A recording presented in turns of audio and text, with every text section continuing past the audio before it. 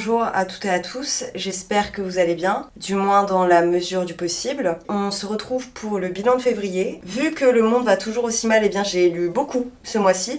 Et donc aujourd'hui je vais vous tourner la première partie où je vais vous parler des livres que j'ai lus en physique. Et on se retrouvera d'ici quelques minutes pour vous, pour que je vous parle des livres que j'ai lus en numérique, que j'aurai terminé d'ici là, des films et de la pièce de théâtre que je suis allée voir. Il y a un beau programme, donc je vous conseille de prendre une boisson chaude avec vous, comme c'est mon cas. Je vais commencer avec celui que j'ai terminé juste après avoir fini de monter le bilan du mois de janvier. Je l'ai mis dans le montage, mais Notre part de nuit de Marianne Enriquez, techniquement je l'ai terminé en janvier. Je l'ai dévoré en 5 jours, j'ai été absolument absorbée par ce livre, j'en ai parlé en vlog très brièvement. Dans ce livre, on suit un père et son fils dans le sud de l'Amérique latine et on voit qu'ils fuient quelque chose. On ne sait pas forcément quoi et on découvre peu à peu qu'il s'agit d'une partie de leur famille, de la famille de la mère plus précisément. On va traiter de sectes et on va traiter d'occultisme. On va aussi beaucoup parler de la relation très délétère qu'il y a entre ces deux personnages et on va parcourir le pays à travers les paysages, à travers la culture qui y règne, à travers toutes les légendes, tous les us et coutumes, toutes les traditions. On va être totalement emporté dans ce rêve lucide,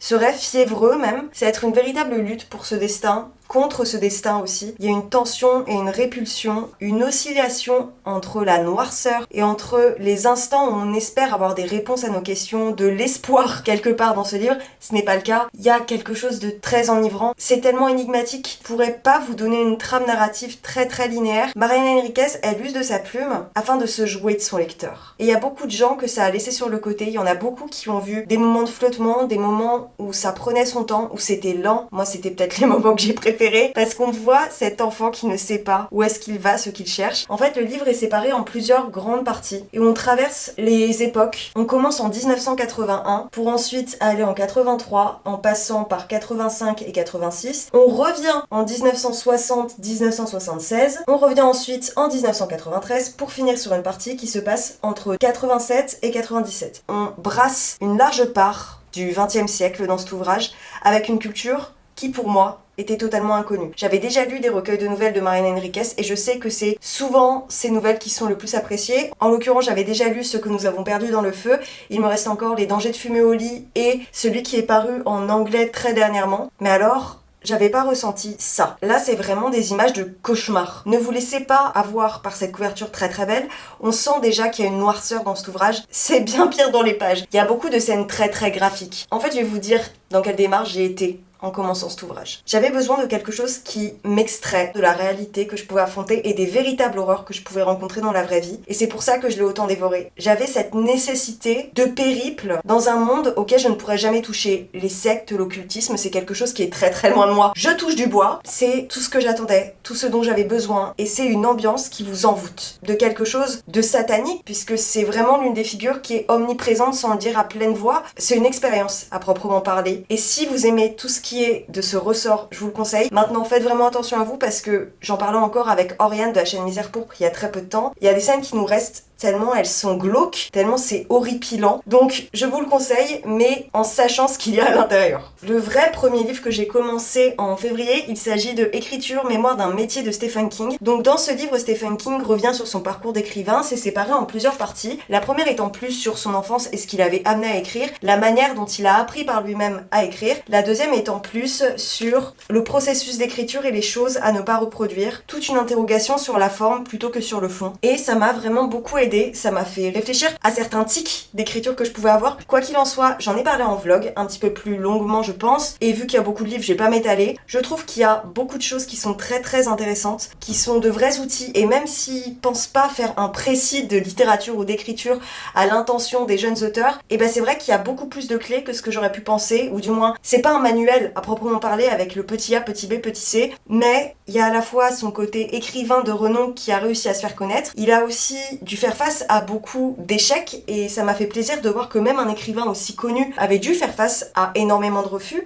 Je connaissais l'anecdote par rapport à Carrie qui le présente dans cet ouvrage. En même temps, j'en ai appris beaucoup d'autres. Ce que je relève aussi, c'est que, bon, c'est un vieil auteur qui a beaucoup d'estime pour lui-même maintenant qu'il a fait son beurre en fait sur toutes ses œuvres et c'est bien à son avantage. Mais je vois surtout un homme qui a été inspiré par sa femme pendant toute sa vie et que finalement c'est elle qui l'a porté. Quoi qu'il en soit, si vous écrivez, je vous le conseille, c'est très plaisant à lire et ça nous permet d'en apprendre un petit peu plus à la fois sur le processus de création et sur l'homme en lui-même. Autre livre dont je vous ai parlé dans le même vlog dans lequel je vous ai parlé d'écriture il me semble, À la ligne de Joseph Pontus. Dans ce livre, on suit le parcours de cet homme qui a dû faire de l'intérim, donc il a été à la fois dans le domaine plutôt de la poissonnerie et ensuite de la boucherie. Ce livre est un roman en vers, donc c'est vraiment écrit sous forme de poème. Ça crée un excellent contraste avec le sujet en lui-même. Désolée si vous entendez du bruit, il y a encore les travaux. Oui, je suis encore derrière des échafaudages, vous avez tout vu. Quoi qu'il en soit, j'espère que ça ne vous dérange pas trop. Et ce qui est assez intéressant dans ce livre, c'est que il y a un contraste entre la forme et le fond. On voit les corps qui se décharnent, à la fois les corps des ouvriers et les corps des animaux qui sont obligés d'épecer et de transporter. Ce qui est assez impressionnant aussi, c'est que eux-mêmes sont des outils. Le jour où ils ne se rendront pas disponibles sur un chantier, ils savent qu'ils vont être remplacés in extremis. Et c'est la précarité de cet endroit qui est démontrée. Et c'est aussi ce qui a eu Joseph Pontus, puisque c'est son premier ouvrage et que c'est son dernier puisqu'il est décédé juste après l'avoir écrit. Et là encore, c'est une lettre d'amour à sa femme. On voit que c'est elle qui l'a porté. On voit aussi que c'est parce qu'il voulait lui offrir une belle vie qu'il a fait tout ce travail-là, que c'est elle qui a réussi à le tenir en vie jusqu'à la fin. Et c'est aussi ce pourquoi il a travaillé tout du long. C'est une énorme dévotion humaine envers celle qu'il aimait. Mais ce que j'ai beaucoup apprécié, c'est qu'au début, on voit qu'il est issu d'un milieu qui est beaucoup plus cultivé. À la base, il est éducateur spécialisé et il devient intérimaire de surcroît parce qu'il n'arrive pas à trouver de métier dans son secteur. C'est ça qui ramène de l'argent au foyer. Et au début, il a un mépris social, je trouve, ou du moins c'est comme ça que je l'ai lu, envers ses comparses. Et au fur et à mesure, il se rend compte qu'ils sont tous au même endroit pour la même chose. Ils sont tous destinés à la même tâche. C'est aussi ce pourquoi il y a une forme de solidarité et d'union qui se crée entre eux. Et c'est ça que j'ai beaucoup aimé. Ce côté très humble qui lui vient petit à petit. Donc si vous ne l'avez pas encore lu, je vous le conseille. J'espère pouvoir lire d'autres livres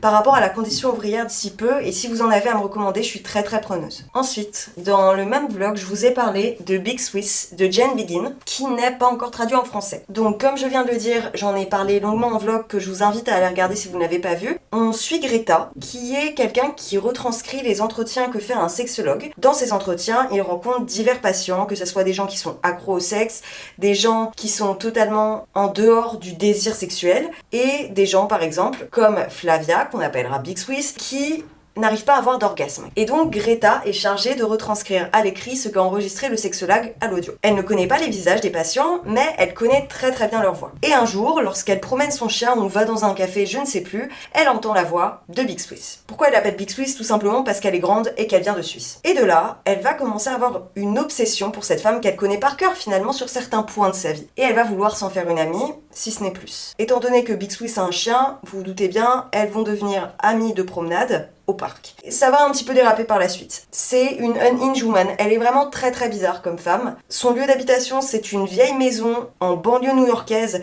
où elle vit avec sa colocataire, mais c'est crasse, c'est dégueulasse. Il y a des abeilles qui sont dans le grenier, si je ne dis pas de bêtises. Bref, c'est un peu cracra. D'habitude, c'est pas un problème pour moi. Enfin, si, j'ai un problème avec les insectes. Mais je pensais pas que ça parlait de ça, bien qu'il y ait une abeille là, sur le dos. Ça aurait dû me mettre sur la piste. J'ai trouvé que ça perdait en profondeur au fur et à mesure du temps. Il y a une intrigue qui est un peu policière puisque Big Swiss a eu une relation délétère avec quelqu'un et cette personne vient de sortir de prison, je crois. Et en fait, j'ai trouvé que ça soit la relation entre les deux femmes ou que ça soit l'intrigue policière, il y a tout qui restait plat. J'ai pas du tout accroché. Au-delà des personnages qui sont volontairement désagréables, en fait, j'ai trouvé que l'histoire allait pas plus loin que ce qu'elle proposait initialement. Même s'il se passe rien, moi ça me pose pas de soucis dans les écrits. Une écriture contemplative, give me more. Mais pas ça. La fin, c'était un peu ok tiers. Donc c'est un 2,5 pour moi quoi. Je suis pas du tout accrochée à la plume. Ensuite, il me semble que là encore c'est dans le même vlog, je vous ai parlé de politiser le bien-être que je voulais utiliser dans une vidéo thématique par rapport au développement personnel, sachant que j'ai toujours pas écrite. Camille Test, qui est donc anciennement journaliste et désormais prof de yoga, va interroger tout ce qui relève de la culture du développement personnel. Que ça soit la méditation, que ça soit les cours de pilates, que ça soit le yoga, que ça soit le coaching, le sport, les thérapies. Je vais vous dire d'où je pars. Le développement personnel, de près ou de loin, ça m'exaspère. J'ai voulu, en entrant dans ce livre, valider mes idées. Alors elle le fait, mais je trouve qu'elle est très nuancée sur son propos. De toute façon, elle est obligatoirement nuancée dans le sens où, étant donné qu'elle est prof de yoga, il va être difficile de réfuter toutes les idées qui y sont présentes. Ce qui est assez intéressant, c'est qu'elle revient sur des points comme par exemple les coachings en ligne ou la rhétorique des coachs en développement personnel qu'on peut trouver sur internet. Et la manière dont c'est utilisé dans le néolibéralisme pour se faire de l'argent sur le dos des gens. En fait, ça c'est tout le propos de l'ouvrage, mais j'ai trouvé qu'elle l'avait un peu distillé partout, en faisant beaucoup de paraphrases, avec de très bonnes sources. Enfin, franchement, pour les sources, j'ai rien à redire, mais j'aurais voulu qu'elle aille plus loin dans des témoignages, dans des choses qui avaient été dénoncées, par exemple, ou qui avaient été reconnues par l'ordre des sectes, puisque ce qu'elle explique aussi à certains égards, et ce qui est quand même connu si on commence à s'y intéresser un petit peu, c'est qu'il y a beaucoup de dérives sectaires. Et ça, c'est un aspect que j'aurais voulu voir un petit peu plus traité. Bien qu'elle en parle, c'est sur peut-être 5 pages sur tout l'ouvrage. Elle y revient de temps en temps, mais c'est très léger. J'aurais voulu qu'elle coupe certains passages et qu'elle en rajoute d'autres. Maintenant, si c'est un sujet, pas forcément vous intéresse, mais si vous-même vous êtes adepte de tout ça, de toutes ces pratiques de développement personnel, que ça soit la méditation, le yoga, le pilate, mais aussi tous ces livres en mode les 5 blessures qui vous empêchent d'être soi-même. Déjà, si vous l'avez jamais lu et qui vous intéresse, enlevez-le de votre wishlist. Vraiment, c'est un livre qui est dangereux. Ça peut vous faire réfléchir sur la manière dont vous appréhendez les choses. Je dis pas que tout est mauvais, mais moi j'ai un avis très cartésien et qu'il le restera. Autre livre, là encore, dont je vous ai parlé, Cucu de Camille Emmanuel. C'est donc un livre qui est publié chez Verso, premier livre que je lis dans ce label. Je suis très contente parce que je trouve que c'est un texte très original. J'en ai là encore parlé en vlog, comme la plupart des autres livres que je vous ai présentés auparavant. Dans ce livre, Camille Emmanuel va nous raconter l'histoire d'une femme qui s'appelle Marie et qui est enseignante en lycée très catho en banlieue parisienne. Marie, elle a un salaire de prof, donc pas grand-chose. Et pour se faire un petit peu d'argent à la fin du mois, elle va décider d'accepter un contrat d'écrivaine pour une maison d'édition de New Romance. Elle va écrire un premier livre qui va plaire à cette maison d'édition. Elle va entamer la rédaction de son deuxième manuscrit et c'est là où son éditrice va venir la voir en lui disant « Il y a de la dark romance dans la maison d'édition d'en face qui nous fait de la concurrence et ça fait un malheur, donc tu vas retravailler tout ton texte pour que ça en devienne une. » Et forte est de constater qu'au bout du 3e chapitre, elle en a sa claque et qu'elle va décider de tuer avec un petit four son personnage masculin. Sauf que le lendemain, elle se réveille et qui voit-elle sur son canapé? Ce personnage. Elle va devoir lui apprendre comment vivre en société, comment vivre dans le monde réel. Il y a tellement d'autodérision dans cet ouvrage puisque en fait c'est targeté de romance et c'est plutôt une comédie, une rom-com un petit peu grotesque et ça fait très très bien le taf. C'est un excellent divertissement avec des kinks très très bien pensés, avec des réflexions très très bien pensées. Elle interroge bien sûr tout ce qui est de la dark romance, des tropes, des manières dont les maisons d'édition réfléchissent le produit éditorial et la façon dont économiquement ça va leur rapporter, mais ça raconte l'histoire d'une autrice qui est prise à son propre jeu, et c'est pas manichéen, c'est pas un roman, encore une fois, comme j'ai dit en vlog, qui est à charge contre la romance, et c'est pas contre les personnes qui décrient, du verbe décrier bien sûr, tout ce qui se passe dans le cadre de la romance. Ça va beaucoup plus interroger la manière dont on les appréhende et les clichés qui s'y trouvent, parce que c'est plein de clichés volontairement, mais derrière on va avoir une pensée de la personnage, de la narratrice, qui va se dire « Attends mais ça, c'est pas normal. Ça, c'est vraiment une caricature même de la réalité. » Des trucs très très bêtes par rapport au milieu de l'édition qui m'ont fait beaucoup rire. J'en ai parlé en vlog, mais par exemple, il faut pas que ça soit un millionnaire, il faut que ça soit un milliardaire,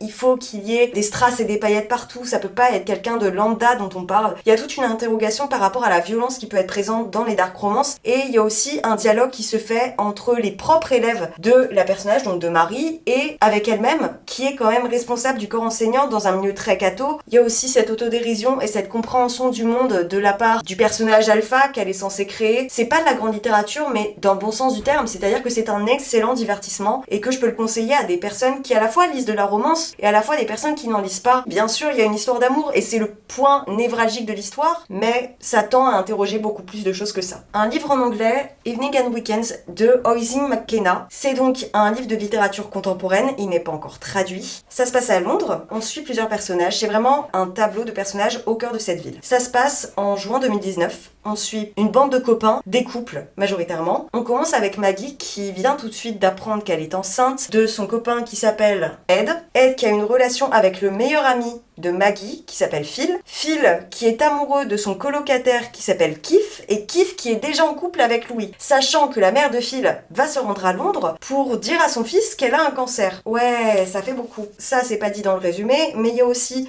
le frère de Phil qui est porté disparu et on apprend qu'il traîne dans des trafics un peu louches. Ça peut vous faire penser peut-être dans ce portrait des personnages que je vous tisse et dans cette histoire en fait de relations interconnectées à du Sally Rooney. Et c'est ce qui est un peu targeté derrière. Je l'ai préféré à certains livres de Sally Rooney. Au début du livre, on est un peu dérouté parce que la première phrase, j'en ai parlé en vlog, c'est en fait une baleine qui est en plein milieu de la Tamise. J'étais vraiment à côté de mes pompes en la lisant parce que je m'attendais pas à ça et c'est en toile de fond. On pourrait penser à une part de réalisme magique, c'est pas forcément ça. Je pense que c'est plus une image que l'auteur a voulu utiliser pour montrer tout le poids qui pèse sur ces personnages. On sent qu'il y a une atmosphère lourdingue à la fois dans les interrogations personnelles, des relations, de la question de la maternité, de la question de la mort aussi, de la maladie de tous ces personnages. La personnage que j'ai vraiment appréciée, c'est peut-être Maggie et la mère de Phil. Ce que j'ai apprécié, c'est cette question en fait de se rapprocher de son lit de mort en n'ayant pas dit tout ce qu'on avait à dire à ses proches. Il y a aussi le fait qu'on ne connaît pas toujours les personnes qui nous entourent. Et ce que moi j'ai beaucoup aimé, c'est aussi la question de Maggie qui, elle, va devenir maman et qui ne va plus être considérée de la même manière par la société, par ses proches, mais aussi par les gens qui vont la voir enceinte et qui vont la voir avec un enfant a posteriori. Elle va plus être désirable, on va plus l'inviter en soirée. Et c'est des interrogations qui, je pense, lorsqu'on arrive à un âge où on voit des gens autour de nous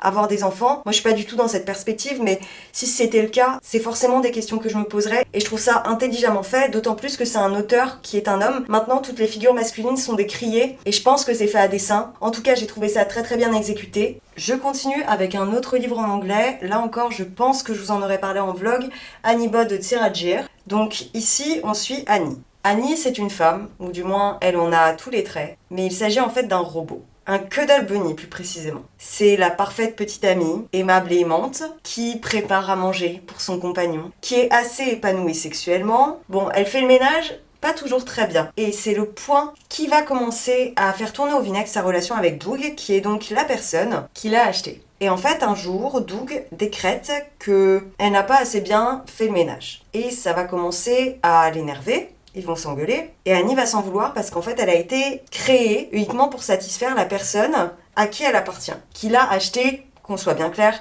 uniquement pour son plaisir charnel. Et en fait, il y a beaucoup de choses qui, moi, m'ont énervée dans cet ouvrage et je pense que c'est fait volontairement de la part de l'autrice. C'est-à-dire que Doug a pu créer Annie à son image, comme il voulait. Et il en a fait une femme qui ressemble parfaitement, mais parfaitement, trait pour trait, à son ancienne compagne, sauf que il lui a blanchi la peau, il l'a affinée.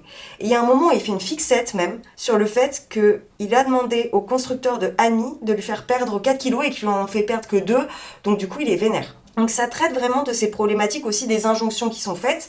Mais moi ce que j'ai vu, c'est bien plus que ça. Dans le 2e chapitre, il y a un ami de Doug qui va venir et qui va user d'Annie comme objet sexuel. Pas comme humaine, pas comme petite amie ou quoi, comme objet, où il va pouvoir se déverser 2 fois. Il y a toute une considération par rapport à la figure de la femme qu'elle représente, par rapport au fait que ça soit pas une femme au sens où elle n'est pas venue au monde comme vous et moi, on va dire. Et en fait, le plus aberrant, c'est de voir que c'est elle qui fait preuve du plus d'empathie et d'humanité dans cet ouvrage. Le résumé que je pourrais en faire, c'est Men are trash. Ça décrit la violence intraconjugale, la violence au sein du foyer, les relations abusives. Il y a des scènes qui sont un peu dures. Déjà, il y a des scènes de viol à répétition. Donc si c'est quelque chose qui vous dérange, je vous préviens, hein, c'est pas ouf. Enfin, alors bien sûr, l'autrice essaye de défaire tout ça, de détricoter tout ça, mais pour le coup, j'ai trouvé que à ce niveau-là, c'était pas forcément traité en profondeur. Maintenant, c'est fait d'une autre manière. On va dire que c'est dénoncé, c'est décrié, et elle a d'autres enjeux qu'elle a mis en avant et qui valident en fait cette interprétation et qui valident le fait de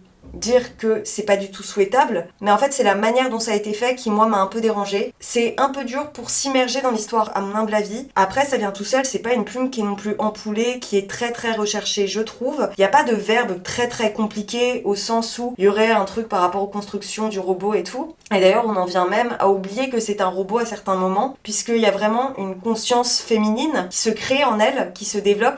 Ça crée du coup toute cette question du transhumanisme, mais c'est pas tant exploré. Il y a quelques moments où j'ai trouvé qu'il y avait des incohérences, mais qui finalement étaient pas réexpliquées. Le point en fait qui a fait que je sois pas totalement à fond, c'est que j'ai trouvé que ça retombait un peu. En fait, elle développait plein de petites pistes, et le roman fait que 230 pages, donc elle a pas pris le temps d'exploiter tout le terreau qu'elle nous avait présenté auparavant, et j'ai trouvé que c'était vraiment la lacune du bouquin. Je sais qu'il va paraître au printemps chez Gallimard en français, très curieuse de voir ce qu'elle fera à l'avenir, parce que ça manque pas de potentiel, mais c'est un livre que je peux même pas recommander, parce que ça va être très très polaire pour les lecteurs, et à l'heure actuelle, je mets un 3,75, mais ça pourrait très bien être un 2,5 parce que il y a des choses qui sont très très piquantes quand même. Pour ce rush, le dernier livre dont je vais vous parler aujourd'hui, c'est Les détails de Ia Jesper, qui est donc traduit du suédois par Anna Postel chez Le Bruit du Monde. Dans ce livre, on suit le parcours d'une narratrice qui va revenir sur 4 de ses relations. 2-3 avec des amis amant, et la dernière avec sa mère. En fait, j'ai adoré le premier chapitre, j'ai adoré le dernier, et les deux du milieu, je les ai trouvés un petit peu latents. C'est très contemplatif, comme le titre l'indique et comme on peut s'en douter, en fait, ça va vraiment se focus sur les détails du quotidien, que ça soit les actes que ces personnes ont faits, ce qu'elle a aimé chez eux, chez elle, les petites habitudes que ces personnes avaient, la manière dont elle a habité leur vie, dont ils ont habité la sienne. Et j'ai trouvé que c'était un peu lent, volontairement bien sûr, mais que ça m'en donnait pas assez. Il n'y a pas de trame narrative, c'est vraiment sur la relation qu'on a aux autres, et j'aurais voulu que ça ait plus d'enjeux, plus d'impact. Ça interroge ce que l'on veut créer avec nos pairs, au sens P-A-I-R-S. Il m'en a manqué pour que je sois vraiment accrochée. Peut-être que je l'ai pas lu de la bonne manière dans le sens où il fait 160 pages et que j'ai lu à plusieurs reprises et j'aurais dû me poser un instant pour le lire entièrement d'un coup, d'une traite. C'est très méditatif, très contemplatif, mais ça revient aussi sur soi pour s'interroger sur ses propres habitudes et c'est quelque chose que j'ai apprécié, mais pas assez à mon goût. Il y en avait pas assez pour moi. Ça aurait gagné à être un petit peu plus long et à avoir une trame un petit peu plus construite. Cependant, j'ai assez apprécié la manière dont elle parlait de sa mère qui avait des problèmes de santé mentale et j'ai trouvé que le traitement était assez bien fait. Donc pour les personnes qui peuvent rencontrer ce type de problème, qui sont des aidants, je peux vous le conseiller. Voilà pour ce plan, on se retrouve tout de suite pour vous avec la suite des livres, des films et de la pièce de théâtre. Je vais passer aux livres que j'ai pas en physique, excepté le premier que je vais vous présenter dans ce rush-ci. Entre le temps où j'ai filmé le premier plan et celui-ci, j'ai lu By Grand Central Station, I Sat Down and Wept de Elizabeth Smart. Elizabeth Smart, elle est canadienne et elle a immigré en Angleterre. On suit son témoignage, ou du moins son histoire d'amour comme elle l'appelle. Moi je qualifierais pas ça d'histoire d'amour à vrai dire. Elle était amoureuse des vers du poète George Berker. Et c'est ce qui l'a amené à essayer de trouver cet homme dans la réalité afin de le rencontrer et qu'il tombe amoureux d'elle. Sauf que George Berker était déjà marié et que pendant 18 ans, ils ont vécu une relation lors de laquelle ils ont eu 4 enfants, sur les 17 qu'il a eu au total avec différentes femmes, mais qu'il est resté marié avec son épouse initiale. Et donc ce livre, qui est plus ou moins écrit en vers libre, revient sur cette histoire d'amour et ce qu'elle a ressenti. Cette conscience aussi qu'il ne l'aimait pas à la même hauteur qu'elle ne l'aimait. J'ai trouvé ça très très laborieux à lire, très fleuri en fait. Je trouve que c'était trop d'envolées lyriques. Le type était une horrible personne. Moi c'est quelque chose que je cautionne pas dans la réalité et en l'occurrence il s'agit pas de fiction ici. Donc bien sûr elle l'a romancé entre guillemets, mais j'ai pas forcément adhéré ni à la plume, ni à la manière qu'elle avait de décrire cette relation parce qu'elle décrit ça comme un amour sans faille et au final j'ai plus eu la sensation que c'était un abus émotionnel. Donc je vous laisse vous faire votre propre avis si vous intéresse, mais moi j'ai pas été captivée. Les livres suivants, je vous en ai majoritairement parlé en vlog puisque je les avais empruntés en bibliothèque, et sinon il s'agit de livres audio. J'ai lu La Harde de Margie Paul, qui est donc allemand. On suit Petra, Yela et Denise, qui vivent en colocation. Il y en a une qui est différente parce qu'elle est bodybuildeuse, elle est 3 fois plus grande que la plupart des gens. Il y en a une autre mi-femme, mi-serpent, et la dernière est grosse. Et donc ça va traiter de tous ces sujets de la différence. Ça a une volonté de parler de la communauté queer, je pense. Les couleurs y font grandement penser, je vous invite à aller regarder le vlog où je vous en ai parlé parce que tout est dessiné au crayon violet. Donc on suit ces 3 personnages, il y a leur parcours différenciés les uns après les autres, et elle leur vient en communauté, mais il y a aussi ce changement dans l'intrigue où elle rencontre des enfants qui sont des voisins à elle, qu'elles vont élever pendant un temps parce que leur mère est partie sans donner trace de vie pendant plusieurs mois. Et donc ça va être comment faire famille ensemble avec des gens qui sont différents, comment les accepter parce que les enfants initialement ont peur d'elles. J'ai pas été tant prise dans cette bande dessinée parce que je trouvais qu'il y avait beaucoup d'idées qui étaient bonnes mais qu'elles n'étaient pas traitées en profondeur. Surtout que cette deuxième lecture, on l'a mais qu'elle est jamais exploitée comme elle devrait l'être. Pour autant, j'ai beaucoup aimé les dessins et j'aurais plaisir à découvrir d'autres bandes dessinées de ce type si j'en recroise en bibliothèque. Autre roman graphique dont je vous ai parlé en vlog et que j'ai là encore emprunté en bibliothèque, de toute façon je les ai tous empruntés en bibli, c'est simple. In Waves, qui a eu son lot de succès lors de sa sortie. Dans ce roman graphique, on suit l'histoire du dessinateur qui revient sur son adolescence et qui revient aussi sur l'histoire du surf. On est en Californie, je crois. En tout cas, on est sur la côte. On a plusieurs époques alternées. Donc son adolescence à lui et une histoire encore plus antérieure de quelle signification historique a cette pratique sportive. Et j'ai adoré la narration contemporaine, son histoire à lui, parce que ça traite de deuil, d'amour adolescent, de relations amicales aussi, de découverte de soi à travers une passion, de comment faire avec la tristesse qui nous englobe. Et ça, c'est vraiment des thématiques qui m'ont beaucoup plu et qui m'ont beaucoup parlé, surtout que c'est tenu par un trait qui est très doux. La lacune que j'ai trouvée et qui en a pas fait un réel coup de cœur, c'est déjà que je l'ai lu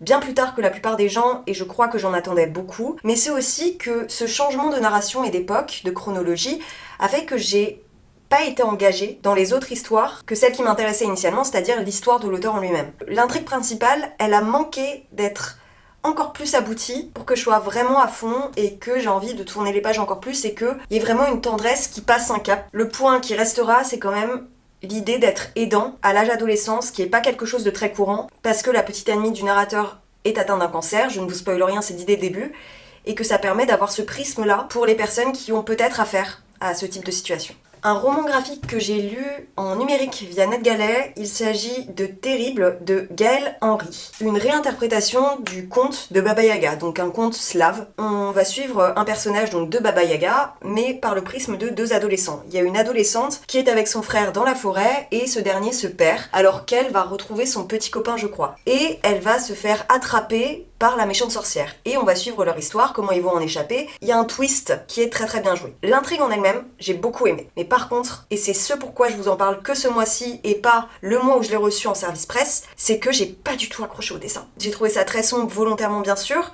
mais je trouvais ça sale, je trouvais ça cru, et puis il y a des cases qui sont cracra quoi, qui sont vraiment sales, qui sont gore limite, alors que c'est destiné à un public jeune. Et il y a par exemple un moment où la sorcière vomit du verre genre fluorescent, c'est dégueulasse quoi. Et en soi j'ai adoré la fin, qui est très bien pensée, qui est très intelligente et qui demande une attention certaine. Autant les dessins, j'ai pas du tout accroché quoi. Le dernier roman graphique dont il faut que je vous parle, c'est donc Song de Ai Han et Pauline Guichon au dessin. On suit donc le parcours de la narratrice, alterné avec le parcours de sa grand-mère et celui de sa mère, qui ont toutes deux vécu au Vietnam. Et donc c'est un dialogue entre sa mère et elle-même par rapport à ce qu'elle a vécu lors de la guerre du Vietnam. Et elle explique sa vie dans le maquis vietnamien au moment où elle a retrouvé son père et où elle a fait le choix de rester là-bas plutôt que de revenir en France. J'ai adoré les dessins. C'est une histoire en fait entre les générations et surtout entre les femmes de toutes les générations, de la considération qui est portée dans une autre culture que la nôtre. Donc sur ce point j'ai beaucoup aimé. J'ai beaucoup aimé aussi l'idée de résistance et de reconstruction après de tels événements, mais aussi ce qu'on apportait aux générations antérieures et ce que les générations antérieures nous rapportaient aussi. Par contre,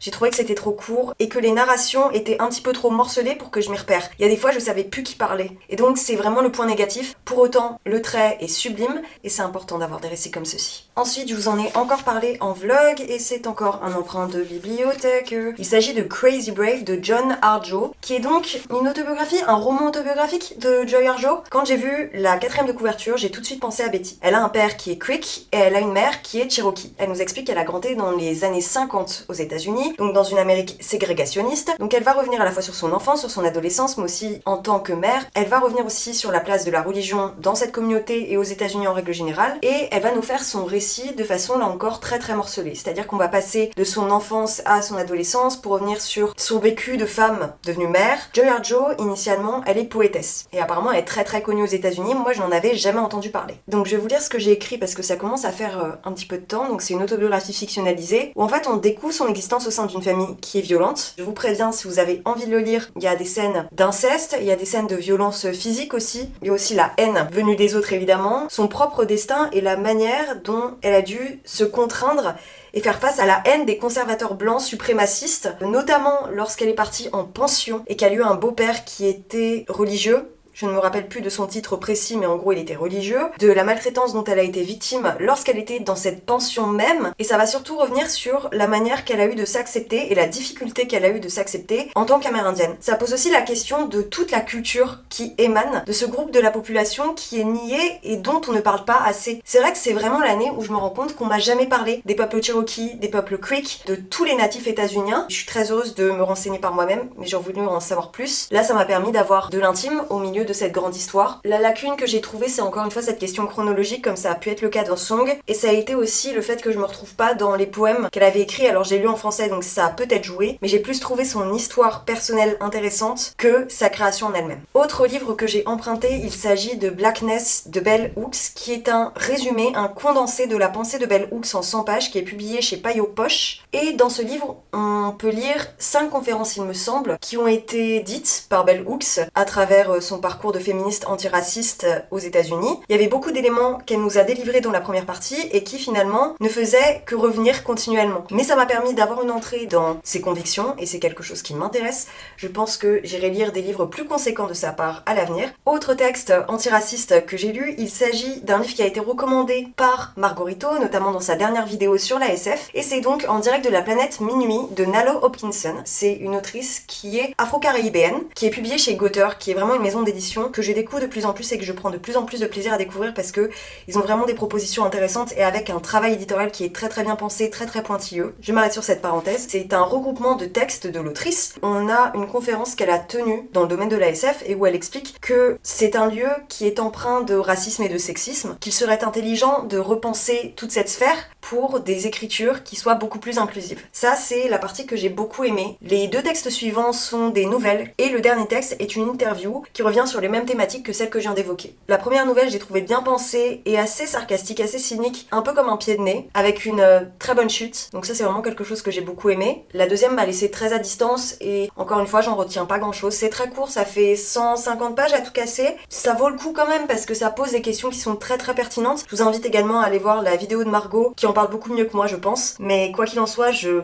trempe de plus en plus le pied dans la SF, et si en plus de ça, ça peut être des textes antiracistes et rédigés par des femmes, c'est encore mieux. Un autre texte que j'ai emprunté à la Bibliothèque de Paris en numérique et dont je vous ai également parlé en vlog, il s'agit de Un détail mineur qui est rédigé par une autrice palestinienne. Initialement, ce texte, je l'ai découvert dans les sphères anglophones. Je savais pas qu'il était traduit en français, et par hasard, j'ai vu que c'était le cas, donc je me suis empressée d'aller lire étant donné qu'il fait moins de 200 pages. C'est un livre qui est séparé en deux. La première partie se passe en 49 sur les terres palestiniennes. C'est l'histoire de soldats israéliens qui vont capturer une palestinienne et qui vont abuser d'elle jusqu'à la mener au trépas. Et on va voir toute la violence de ces soldats envers cette femme et la manière dont ils la traitent comme une moins que rien. C'est vraiment de la chair à canon, la chair dans laquelle ils peuvent se déverser aussi. Et ça fait vraiment écho avec notre actualité et ça m'a un peu rendu ouf. La deuxième partie, c'est justement ce devoir de mémoire qui est fait par une femme à l'ère contemporaine et qui va tomber sur ce qu'on appelle un détail mineur au sein de l'histoire. Elle va être totalement obsédée par le sort de cette personne qui n'a pas eu droit de vivre correctement, qui n'a pas eu droit d'agir, qui n'a été que l'objet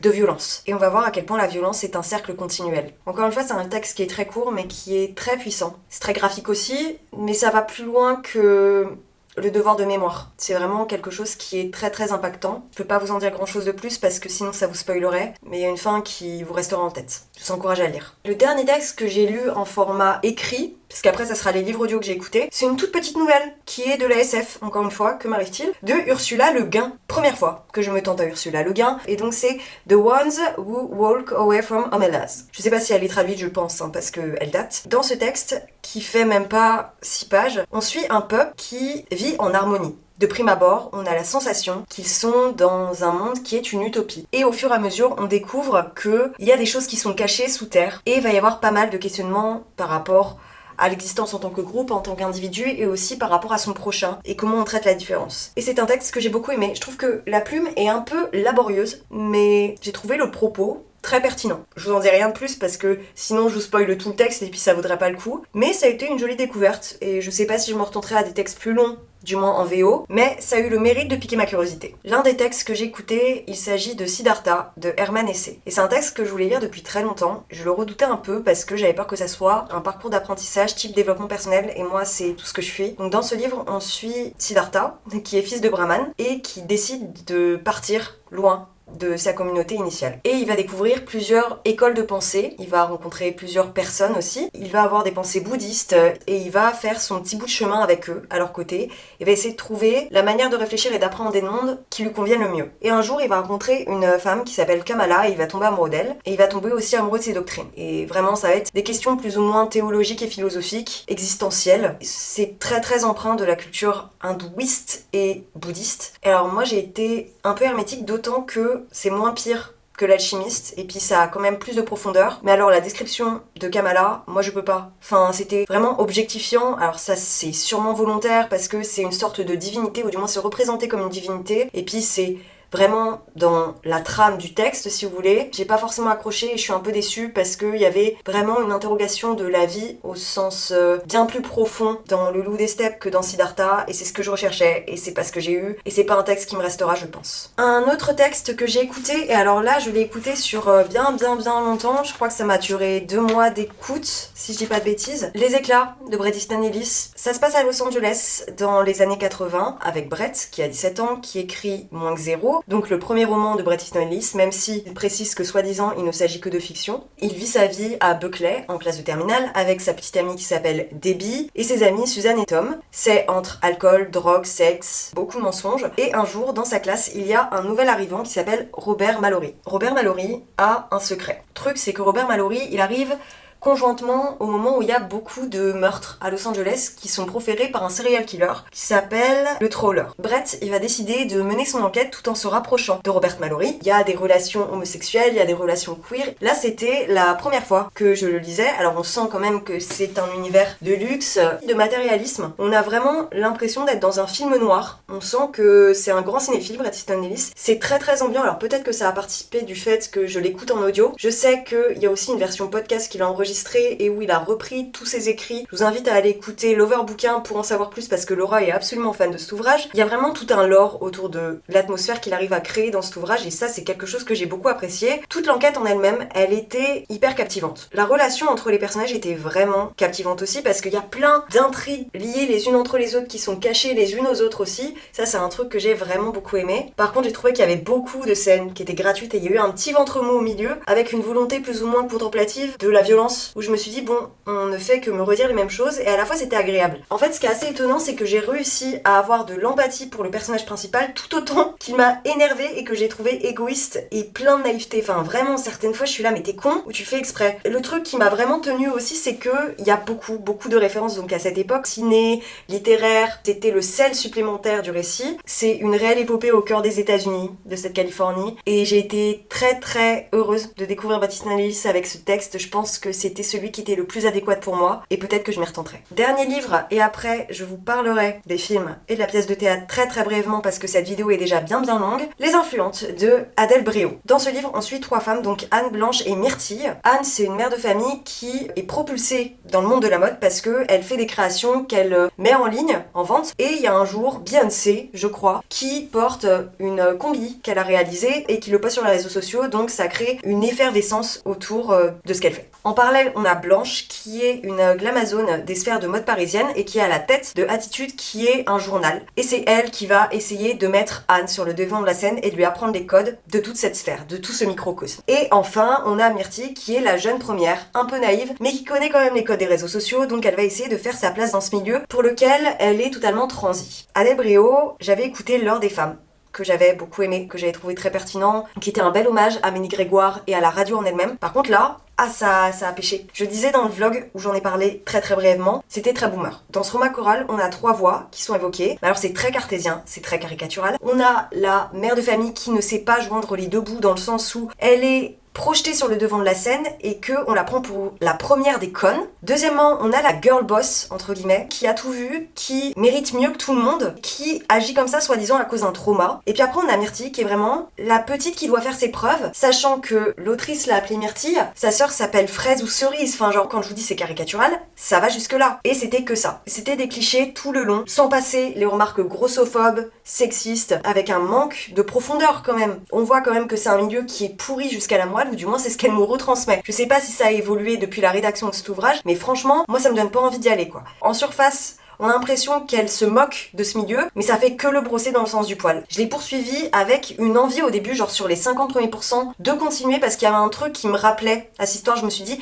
mais elle doit aller plus loin, c'est pas possible. Et en fait, ça n'a fait que se poursuivre sur la même lignée. J'ai pas du tout accroché, tout était surfait, que ça soit des dialogues ou l'intrigue, il y avait rien pour relever le tout. À la fin du mois de janvier, début du mois de février, j'ai vu La chambre d'à côté, le dernier Pedro Almodóvar. On suit Ingrid et Martha, qui sont d'anciennes collègues. Ingrid, qui est désormais devenue autrice, découvre lors d'une dédicace que Martha est à l'hôpital parce qu'elle a été diagnostiquée d'un cancer. De là, elle va reprendre contact avec elle et elles vont réapprendre à se connaître. Martha a envie de finir tout ça après un traitement qui n'a pas porté ses fruits. Et elle va donc demander à Ingrid de l'accompagner dans ce parcours de fin de vie. Donc ça pose ces questions de est-ce qu'il faut laisser quelqu'un vivre si elle n'est plus heureux dans son quotidien, si ça lui porte plus préjudice qu'autre chose. Ça a aussi beaucoup parlé de maternité. Avec Almodovar, il y a toujours un accent qui est porté sur les couleurs, sur les espaces. Là, on a vraiment droit à des décors qui sont très grands et qui laissent beaucoup d'amplitude aux personnages. La composition des plans fait qu'on ressent toute la petitesse de l'existence en tant qu'individu face au monde qui nous entoure. Julianne Moore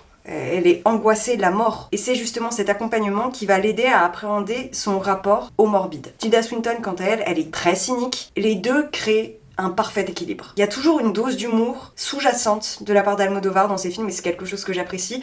J'aime pas tout son cinéma, mais pour le coup, celui-ci, je crois que ça va être mon préféré. Il y a beaucoup de thématiques qui sont traitées, donc comme je vous l'ai dit, la question de la mort, la question du deuil, de la vieillesse, de la beauté aussi, du travail, de la vie de famille, mais aussi des questions plus grandes comme le Covid, la solitude, comme les problèmes politiques. Il a voulu s'attaquer à beaucoup de choses, alors le seul préjudice que je peux y trouver, c'est que justement en évoquant plusieurs sujets, il a peut-être omis certains détails. Maintenant, je trouve quand même que c'est un film qui a beaucoup à dire, plein d'humour noir, qui parle aussi d'amour, mais de façon très très sous-jacente et pas forcément de l'amour comme on l'entendrait en règle générale. Moi, c'est un film qui m'a beaucoup touché, qui m'a beaucoup plu, que ça soit par l'aspect visuel ou par son propos, donc je vous invite à le voir s'il passe encore à côté de chez vous. Ensuite, j'ai vu Companion. Dans ce film, on suit Iris. Iris, elle est folle amoureuse de son petit ami. Elle vit quasi que pour lui. Et au début du film, on voit qu'ils partent en week-end avec 2 autres couples. La maison à laquelle ils se rendent, c'est celle d'un homme qui est en couple avec l'une de leurs amies, qu'ils connaissent depuis longtemps, mais eux ne le connaissaient pas. Et c'est un peu un mafieux russe. Et ce qui va se passer, c'est que Iris va se faire agresser, ou va y avoir une tentative d'agression envers elle, de la part de cette hôte. Et elle va finir par le tuer. Et donc on part de là pour remonter tout le fil de l'histoire, et on apprend, si vous avez déjà vu le générique, vous le savez, qu'il s'avère que Iris n'est pas une humaine, mais un robot. Josh, qui est son petit ami, lui révèle petit à petit beaucoup de vérités par rapport à elle qu'elle ignorait. C'est loin d'être le meilleur film de l'année. C'est un excellent divertissement. Ça m'a tenu en haleine pendant tout le long, j'ai eu tout ce que je voulais. Je trouvais ça très intéressant au niveau des couleurs, mais aussi le contraste entre les nouvelles technologies et la nature, l'espace où ça se passe. Il y a une sensation de huis clos, alors on n'est pas à proprement parler dans un huis clos, mais il y a quelque chose de cet acabit. Il y a une réflexion sur l'IA et sur son avancée que j'ai trouvé très pertinente. C'est toujours traité de façon très légère et il n'y a pas de grands propos anti ou pro-IA. Tout comme je vous l'ai dit par rapport à Anibot auparavant, on a tendance à faire une dissociation entre l'humain et la machine, le robot, et pour autant on voit de plus en plus que la société fait évoluer l'IA, commence à l'instaurer de plus en plus dans nos vies. Il serait pas étonnant de voir que d'ici quelques années, ce genre d'histoire-là, sans parler de meurtre, arrive. Ces relations entre humains et machines. Et c'était déjà questionné avec Her il y a quelques années, c'est questionné ici, c'est questionné avec iRobot, c'est questionné avec plein d'autres films et plein d'autres œuvres en règle générale, que ça soit écrite ou filmée, par rapport au transhumanisme. Et moi ça m'inquiète, mais autant le voir à travers la fiction, je trouve ça très pertinent et très intéressant. Le fond est pas forcément extrêmement exploité, mais je trouvais qu'il y avait quand même une backstory qui nous était donnée pour qu'il n'y ait pas d'incohérence et que c'était assez bien fait. C'est gore à certains moments, mais c'est pas de l'horreur à proprement parler. Ça interroge quand même par rapport à ce qu'on souhaite mettre dans les relations amoureuses, la manière dont on conçoit aussi l'amour en lui-même, parce que Josh, qui est donc le petit ami, la conçoit comme il le souhaite. Encore une fois, je fais un lien avec Anibot parce que le plot est quasi identique. Ça vient titiller là où ça fait mal, dans le sens où, dans les deux cas, c'est des mecs qui sont absolument abjects. Ça laisse quand même développer une idée que s'ils trouvent personne, ils se contenteront de payer pour avoir ce qu'ils veulent. Et ça dénature totalement la manière de concevoir les relations, mais aussi les relations humaines en règle générale, sans parler de relations amoureuses. Donc voilà, j'ai trouvé que c'était bien fait, que c'était prenant, que c'était divertissant. Je vous conseille de le voir si vous n'avez pas peur du gore. Le dernier film que j'ai vu, vous allez vous moquer de moi, Bridget Jones, folle de lui. Donc le 4e qui vient de sortir au cinéma, enfin qui est sorti au cinéma en février. Là on suit Bridget Jones alors qu'elle a 50 ans et elle a 2 enfants. Elle s'était mariée avec Mark Darcy, et ça je savais pas quand je suis arrivée en salle de ciné, mais il se trouve que Mark est décédé lors d'une mission dans un pays étranger. Et donc depuis 4 ans, Bridget elle essaye de faire son deuil, elle a arrêté son job pendant un temps, elle se sent seule, elle a pas forcément envie de retrouver quelqu'un, mais à la fois si, elle sait plus trop comment naviguer sa vie. Et tout le monde essaie de lui dicter comment faire son deuil justement, et c'est jamais la bonne réponse. Elle va décider d'essayer de se relever, pas forcément de le faire, mais au moins de tenter la chose. Et ça va passer, oui, par des relations, mais pas que. Moi je pensais rire pendant tout le long de la séance, j'ai fait que chialer. Autant au début de la saga de Bridget Jones, c'est vraiment un truc très léger, c'est empreint de son époque, donc ça a un peu mal vieilli, il y a des clichés sexistes, il y a des clichés grossophobes aussi, mais là, on voit Bridget qui sait pas si elle est encore à l'âge où elle peut retrouver quelqu'un, est-ce qu'elle va réussir à aider ses enfants à faire leur deuil? Qu'est-ce que c'est aussi le deuil de la part d'enfants qui ont perdu un parent? Ça c'est une question qui est vraiment interrogée dans le film et que j'ai beaucoup aimé la manière dont c'était traité aussi, et je trouve que c'est un film qui est étonnamment très woke pour ce qu'il prétend être. Il y a la question de la péremption, devoir gérer ses propres problèmes, sa propre tristesse et celle de ses enfants, d'accepter d'être accompagné à travers son parcours de deuil mais aussi dans les tâches du quotidien. Il y a quelque chose qui est très apaisé au niveau du personnage de Bridget Jones en lui-même et qui l'est d'autant plus pour les spectateurs aussi. C'est beaucoup moins graveleux que tous les films antérieurs. Ouais, il y a quelque chose qui m'a beaucoup émue. Il y a plein de touches d'humour, et à la fois, c'est plein de tendresse. J'ai été très très agréablement surprise. Je reverrai avec plaisir. Le dernier élément dont j'ai envie de vous parler, c'est la pièce de théâtre que je suis allée voir. J'en ai longuement parlé en vlog, donc je vais aller très vite, surtout que la vidéo est déjà bien longue. Mais je suis allée voir Quand j'étais blanche de Fatima Ndoye, qui est mis en scène par Nathalie Dorion, au théâtre Le Pic dans le 18e si vous êtes sur Paris. Fatima Ndoye, elle nous raconte son histoire. Elle a écrit la pièce il y a 10 ans, elle l'a retravaillée depuis pour que ça soit plus cohérent avec ses avancées de pensée, mais aussi avec la société dans laquelle on vit. Et donc c'est une femme qui est née en Suisse dans les années 70, sauf qu'elle est métisse. Et elle a grandi dans un environnement qui était blanc. Il y avait toujours un père qui était en toile de fond au Sénégal. Et elle ne l'a jamais connu jusqu'à ses 22 ans. Le jour où elle reçoit un appel d'une amie qui lui dit on a retrouvé ton père, eh bien elle décide de se rendre au Sénégal pour le rencontrer et pour faire plus ample connaissance avec son passé, avec cette part d'elle-même qu'elle ignore. J'ai beaucoup aimé le propos, j'ai beaucoup aimé les touches d'humour qu'elle implémentait dans sa pièce, sauf que c'est du théâtre contemporain mélangé à de la danse contemporaine. Et autant si j'étais allée voir un spectacle de danse contemporaine, j'aurais eu aucun souci, sauf qu'en fait, je ne m'y étais pas préparée et du coup ça m'a un peu surprise au début et j'ai trouvé que les parties de danse étaient un petit peu trop longues par rapport au monologue. Ça avait un sens et ça créait un rythme dans le monologue en lui-même, mais moi j'ai été un peu déroutée, ou du moins un peu gênée à certains égards. Alors c'est vraiment une question de sensibilité et c'est pas du mauvais goût ou quoi aux caisses. Après j'ai adoré le ton, j'ai adoré la manière qu'elle avait de montrer le contraste entre une population blanche et très raciste et le Sénégal en lui-même, la manière qu'elle avait de retracer sa propre histoire. J'aurais quand même aimé qu'elle développe les liens avec son père, les travers qu'elle a pu évoquer à certains égards, sans pour autant les creuser. Pour autant, je vous invite à aller le voir, je sais qu'il passe encore. Donc voilà. Sur ce, j'en ai terminé avec ce wrap-up. Je suis désolée parce qu'il est long et que j'ai beaucoup parlé de livres que j'avais déjà mentionnés à travers des vlogs. J'espère que ça vous plaît quand même. Je sais que moi j'aime bien revoir des livres qui ont été mentionnés antérieurement afin qu'il y ait vraiment un avis qui soit abouti. Donc n'hésitez pas à me dire en commentaire. Quoi qu'il en soit, on se retrouve dans la prochaine vidéo. J'espère que celle-ci vous a plu. Si c'est le cas, n'hésitez pas à aimer, commenter encore une fois, à me rejoindre sur Instagram. Et je vous dis à très bientôt. Sur ce, ciao.